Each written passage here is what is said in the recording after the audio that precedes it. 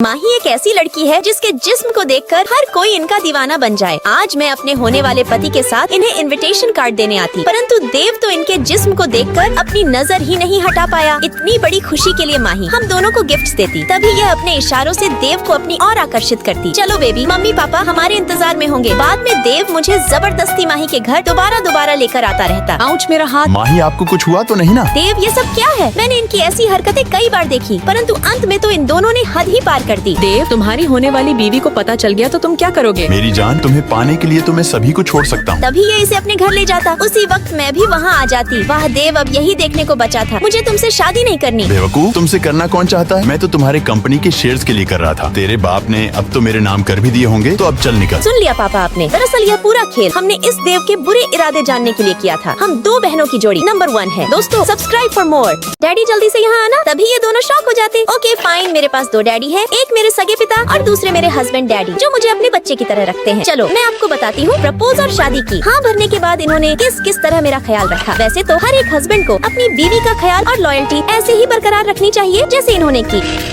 Daddy ये मेरा काम है, आप रहने दो। ठीक है प्रिंसेस, दस्ताने पहनकर संभल के धोना। तभी मेरे हाथ से कप गिर के टूट जाता। कोई नहीं प्रिंसेस, अब संभल के धोना। प्रिंसेस, आप कहाँ हैं? क्या आपने छाता साथ लिया? तभी मुझे मेरे ऑफिस का दोस्त ड्रॉप करने आता। तुम मेरे अलावा किसी और लड़की की कैसे मदद कर सकते हो? डैडी आप नहीं पूछना चाहते वो कौन था? मुझे आप पे ट्रस्ट है, इसकी कोई जरूरत नहीं। कभी कभी मैं छोटी छोटी मुसीबतें खड़ी कर देती हूँ, जैसे गाड़ी किसी में ठोकना इत्यादि। बाद में इन झगड़ों को यही सॉल्व करते हैं। ये मुझसे कभी झगड़ा नहीं करते, इसलिए मुझे हफ्ते में अच्छी बीवी होने का फर्ज अदा करना पड़ता। बाद में ये मुझे बाहर घुमाने लेकर जाते। डैडी हस्बैंड, मैं आपको बुला रही थी, चलो मुझे ऑफिस ड्रॉप कर दो। दोस्तों कैसा लगा आपको मेरा daddy husband? Do subscribe. Riya, मैं घर आ गया। रिया उठो, तुम्हें क्या हो गया? तभी मैं जल्दी से 102 नंबर पर कॉल करता। सरप्राइज कैसा लगा मेरा मजाक? बेवकूफ, मैं कितना घबरा गया था।